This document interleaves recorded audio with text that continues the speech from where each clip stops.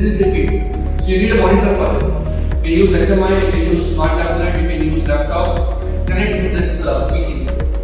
So the data from here comes to this IPC. This has a built-in IoT gateway software and it runs on Linux operating system. There is a Linux Ubuntu operating system inside and it has a built-in software installed. So when you connect your laptop to it, you will be able to see the IoT dashboard.